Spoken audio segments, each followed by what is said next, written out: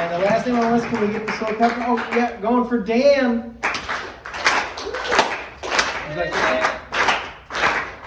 Dan's here!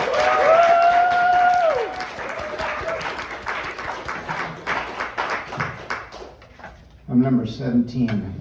18, actually. 18. I wanted to be 19. I think you are 19. All right. Oh, 19? Right after college, I met 3 friends at the Ginger Man Bar in Wrigleyville every Thursday night. We talked about our careers, our lives, our current jobs, and we played a game that helped me get through that time. It was called Whose Job Sucks the Most?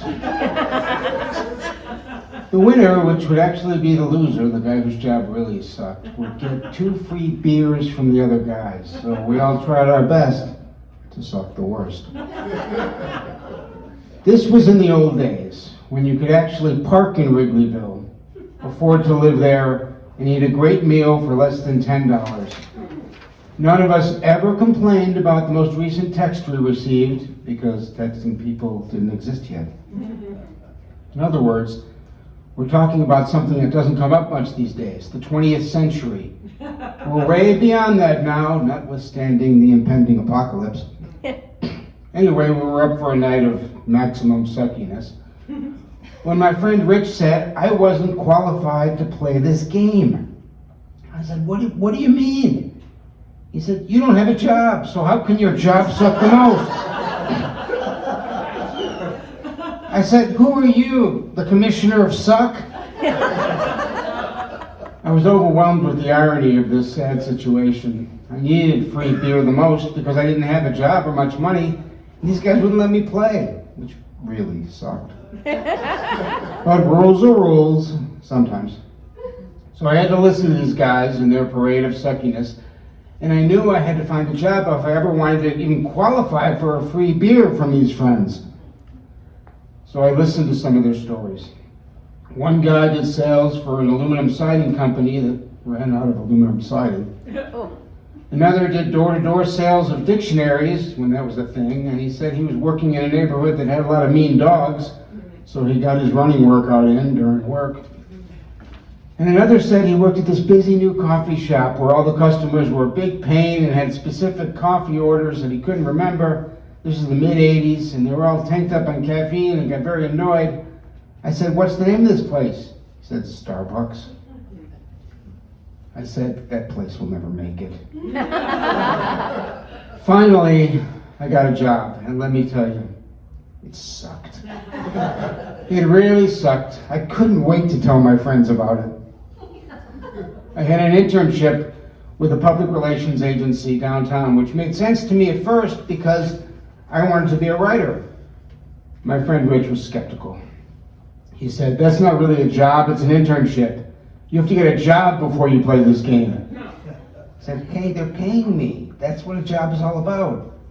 Rich was still skeptical. He was not eager to spend hard-earned beer money on someone who had an internship, not a job. But then he asked me how much they were paying me. I told him it wasn't much. He said, Jesus Christ, that's terrible. Okay, you can play. Welcome to the Suck. Well, during the first week on this internship, there was an account supervisor who comes up to me real serious, and he says, we have a very important client and we need you to write a press release. So he gave me some background, and the client was kitty litter. My heart dropped. I like some cats. I like your cats, Kate, okay? And not all cats like me. They're kind of indifferent. That happens. All of a sudden, I had to write an engaging, easy-to-read, persuasive, fun press release about kitty litter. Kitty litter. One after another, my friends at the bar had the same reaction. Man, that really sucks. And I won 2 free beers. I learned that the first syllable of the word success is suck. I was on my way. God, did those beers taste good. When I left the bar that night, I realized that nobody had ever won the Suck contest 2 weeks in a row. But maybe I had a chance. After all, I had to write that press release about kitty litter. my boss, asked me one of the most frightening questions I'd ever heard in the workplace. So Dan, how's that press release on kitty litter going? I tried. I really didn't know what to say. Kitty litter, what do you say? So I wrote things like, this stuff is so absorbent. And when your cat has to go, make sure he stops here. I knew it was terrible. Even worse, I thought, this is doing absolutely nothing for my dream of being a writer. In fact, I think it was hurting my chance to be a human being. My friend Rich was impressed. And he's not the kind of guy, as you could tell by now, who's easily impressed by just any suck story. If you know what I mean, and I think you do. Man, he said, that story not only sucks, it reeks.